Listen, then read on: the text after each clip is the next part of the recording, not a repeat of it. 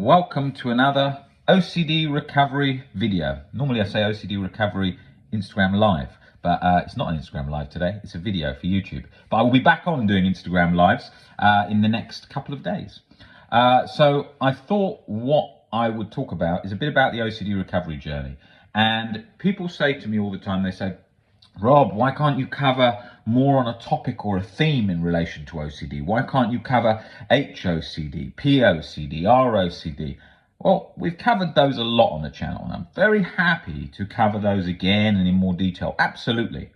However, the recovery journey and the parts of rational living and learning to navigate the obstacles of life, and that focusing on that is so key to the OCD recovery journey, is absolutely vital.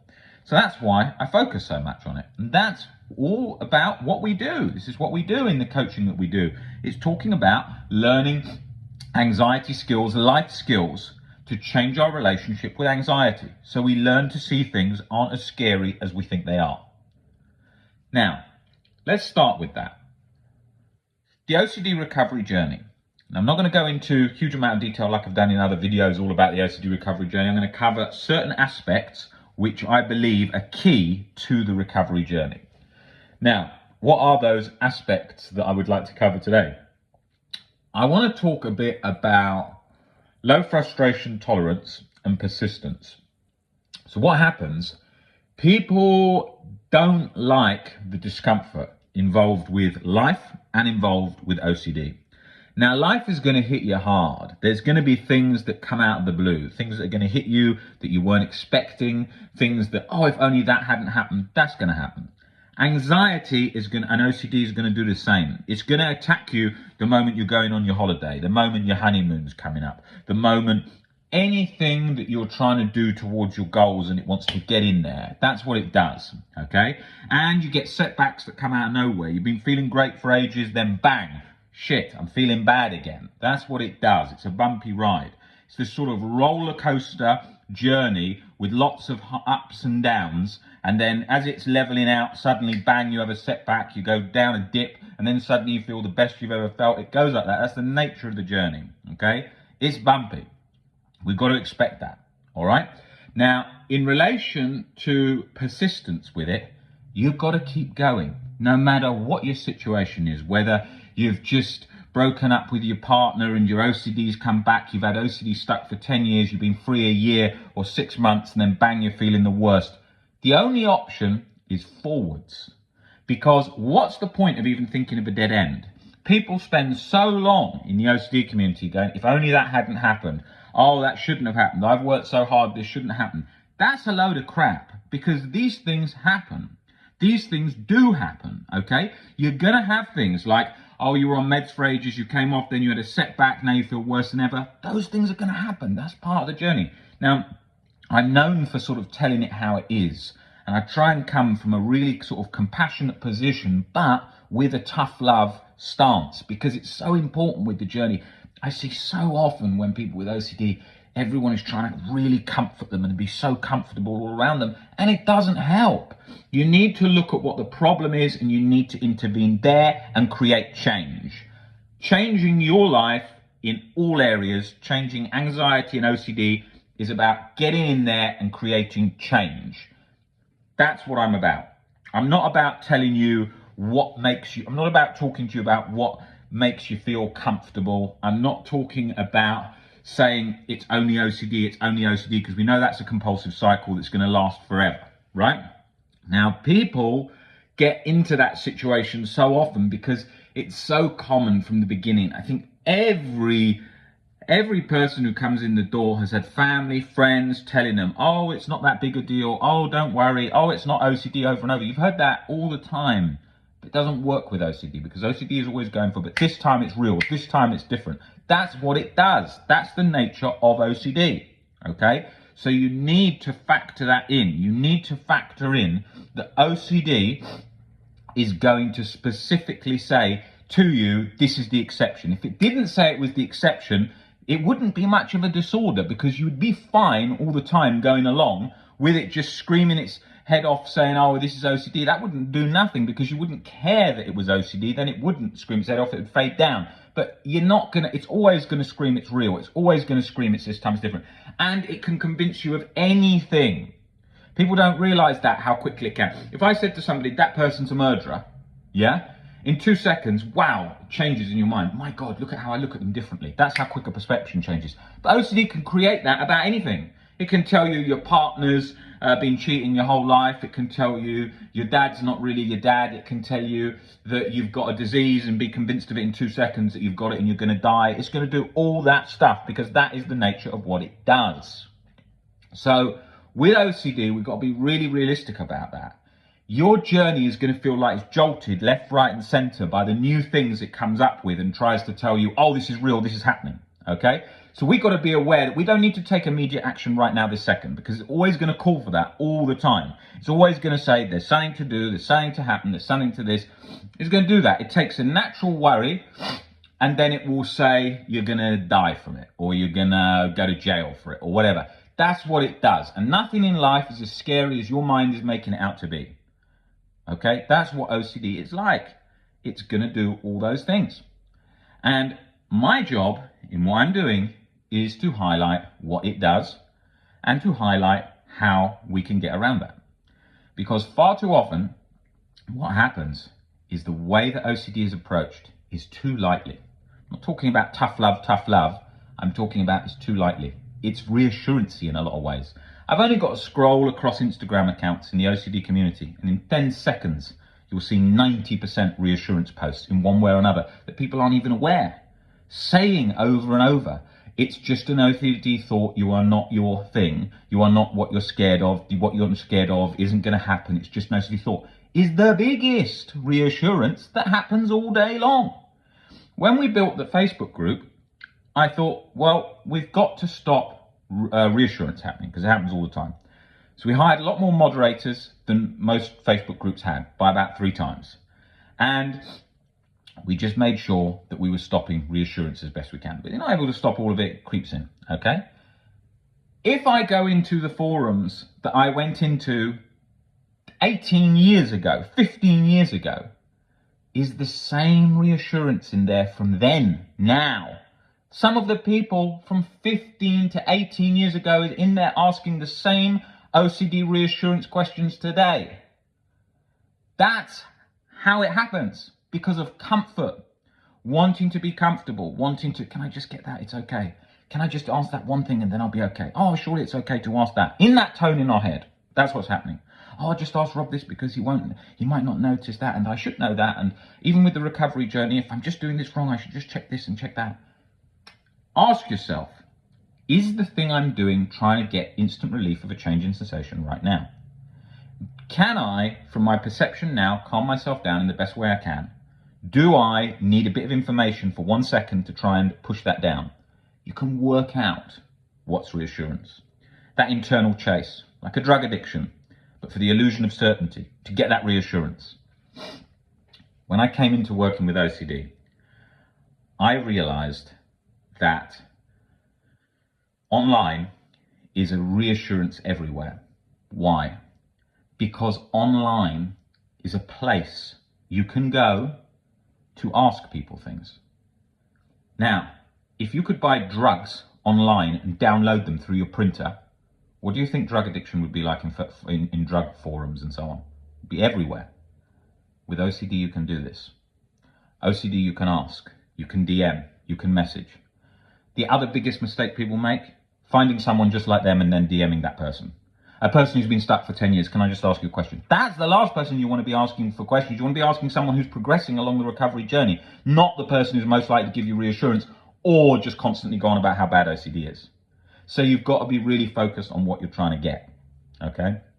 That's really key, because there is so much great stuff that you can learn and so much great stuff that can help, but you've got to go to the right source for it. Because those forums are full of people that want to talk about OCD all day, but with no solution.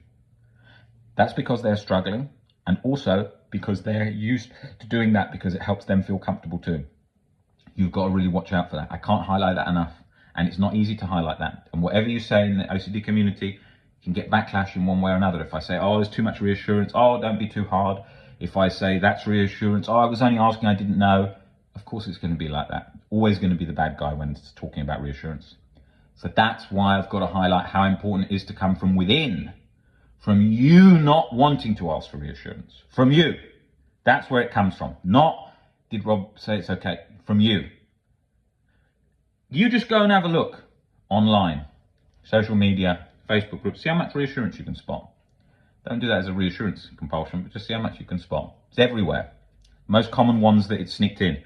You are not your thoughts, over and over and over and over and over and over and over. Yes, an important thing to know. Yes, an important part of the journey, but saying it over and over and over, it's not beneficial. Questions in the DMs, the most common one. Can I DM you about that? Can I ask you about that? Can I check that your symptom? Did you have this? What was your experience like? How was OCD for you? Did you find this? Is yours the same as? Comparison. Everyone's scared of being stuck forever. So constant comparison. Did you have that thought? What meds did you take? Da, da, da, da, da. Reassurance, reassurance, reassurance, reassurance. It doesn't get spotted. I could go into dozens of places where people are working with people with OCD and you see reassurance all the time if they are not super aware of what reassurance looks like. This is something not spoken about. Tone. I could get reassurance from you just through tone alone. Just by going, can I, just one, did you, even with just 2-3 words, and then watching if you go, okay, just that. That's a reassurance. If I was someone who's looking for reassurance, I could get that out of the person helping me. Unless the person helping me realizes that I'm doing it through tone, or head movements, or hand movements. Anything. OCD sufferers, when in their family and in the household, they're doing reassurance in all different ways, especially with the parents, because parents wants to give love and make sure that the son or daughter is safe. So they're going to constantly ask the parent, do you think this? Do you think that? Is this okay? Mum, can I tell you this? Even at the beginning of the day, the mum says, how are you today? Not so great. Face, OCD glazed face, like looking through misted glass, feeling anxious, feeling chronic guilt, wanting to show to the family that you're not doing great. Understandable, but becomes compulsive as well, because it's showing to the family, can you just check on how I am and make sure that you see what's going on and realize how bad I am? That becomes a compulsion. Okay? This is important. With families, it's reassurance so much. I have to highlight it so much. You've got to literally say, okay, I'm not going to go and speak to my mum about OCD, even if she's asking right now. I've got to get on with the day. She's there for support, emergencies and so on, but becomes reassurance, reassurance, reassurance, reassurance. Tone, parents, doctors. Oh my God, that's the one. Even when people think they're not looking for reassurance, that's the one. They go to the doctor. They speak to the doctor about something completely unrelated to OCD, but still check how that could relate to OCD in a way that often these reassurances are so subtle, we don't even spot that we're doing them. Okay? They're in all areas of life, not just OCD. It might be your accountant. It might be financial OCD. Have I got enough money? Checking with your accountant to really over the top. But then you think, oh, it's good to check. Oh, yeah, it's okay to check. But it's become compulsive. How much petrol's in the tank? How much you've shown your partner you love them. How your animal's vet situation is. Over the top, fear of the worst case scenario. So these compulsions sneak in everywhere. Absolutely everywhere. And I have to be firm about it, because I can come at it from a very calm position of, don't worry, it's okay, leave a bit of reassurance here and there. And I'm not saying to go not cold turkey, but I'm not saying be hard on yourself. I'm saying being compassionate. Oh, I made a mistake there. Okay. And then get back on the bike that you fell off, right? But not sitting there all day going like, oh, it's okay, I slipped up 10 minutes ago. That's okay. Oh, did it again. You're going to have to be a bit tough, but not drill sergeant on yourself.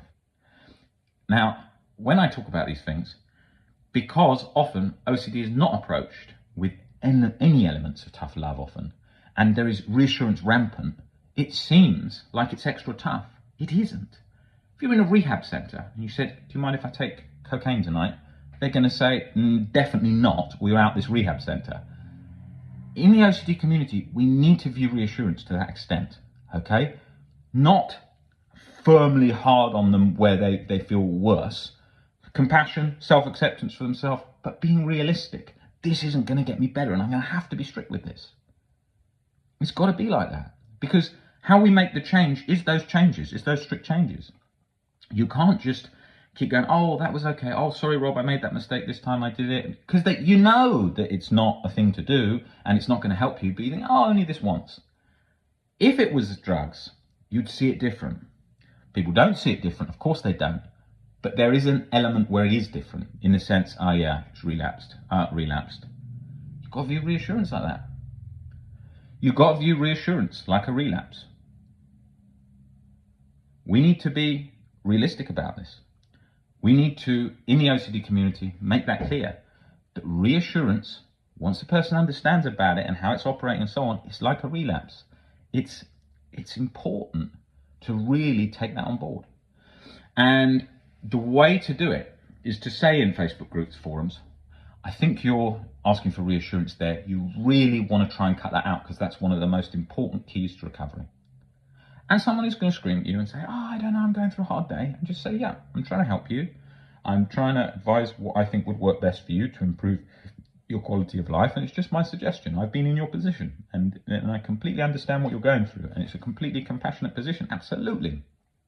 Because this stuff is to empower our life. Okay. It's got to be firm in these areas because it is so relaxed. Yeah. But it is to empower your life. You can ask reassurance all day long, and so could I, right? But where's it going to get us? Is it going to really change our life? Is it really going to improve things? Is it going to make us feel better? Is it going to give us the life we want? Do you want to live a life where you're asking for reassurance all the time? It nearly came out wrong there. Do you want to be so consumed by avoidance that you're living like a prisoner? Do you want that life? You've got to ask yourself, do you want that life? Because you can have that life, and it's very easy to have that life. You can be consumed with reassurance and consumed with avoidance. I'm not saying this is easy. I've spent 6-7 hours in the shower a day, used 5 bottles of shampoo for a long time when I was younger, when I was stuck with OCD. I know what it's like to be trapped in that avoidance cycle. I know what it's to be like to be trapped in that reassurance cycle. I'm very aware of all these things. So I'm saying it from a position of love and compassion. I am saying it from that position, but I have to be firm with it because otherwise, if you're not, who is going to be? Because other people don't understand it. Other people don't know. Your parents, your friends, they don't know. And they're going to love you, and they're going to want to do things, and they're going to want to help you, and they're going to keep giving you reassurance. Doesn't help. Okay? So that was a key point of today's video, to highlight that so that people can see, because I think that's very important, and I think it's a massive problem, asking for reassurance. And we know how to ask for it in ways that even somebody who, look, if someone's really clued up on it, they're going to spot it. Bang, bang, they're going to spot it. They will do, okay? But it can still be creeped in, even on someone very experienced, with the, how do you think I'm doing? Do you think I'm approaching things right? Just ask too much.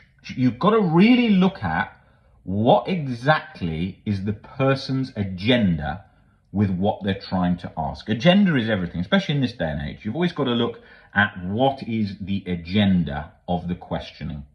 What is the agenda of the person in every aspect of your life, and particularly in the aspect of where reassurance is concerned. What is my agenda in asking this question? What is their agenda in asking me this question? And you've got to do that. And you've got to look at that, and that will really, really help you on this journey. I will do a lot more videos covering reassurance, covering compulsions, covering all the sneaky ways they come in and so on. And so there'll be a lot more of that on this channel. And you'll have a lot more videos from Nick as well, because he sends me so many videos. I mean, the guy works so hard, and he puts out so much great stuff. And he's definitely going to be putting out a lot more videos than I am, because I have to do all the coaching sessions and the webinars and so on. So he's there, and he will be covering the reassurance and compulsions and all this stuff in more detail. We've got so much more stuff to come in all areas of anxiety. We've got a new channel launching, all covering anxiety in all different aspects, generalized anxiety disorder, panic disorder, plus loads of other things we're doing. So keep checking out our videos and subscribe to this channel if you haven't. I mean, people forget to subscribe to YouTube channels. I do all the time. But if you do, it really helps us, because then people see our content and share it. And that helps raise OCD awareness around the world, and helps people recover with the information that we send out, hopefully helping you to change your perspectives on things. So you get these sort of free tools on how to change your relationship with OCD and anxiety in general. I think that covers everything. Yeah. Guys, I will see you on the next YouTube video. Take it easy, guys. See you later.